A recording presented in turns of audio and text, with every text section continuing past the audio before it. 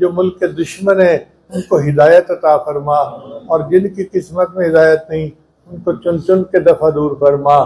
अल्लाह हमारे मरकज दारुल देवबंद की हिफाजत फरमा, और जो दुश्मन है हासिद हैं उन पे इरादों को नाकाम फरमा। परवरदिगार आलम हम तो कमज़ोर है, हम आप ही को दुआ करते हैं, आप हमारी मदद फरमा दीजिए।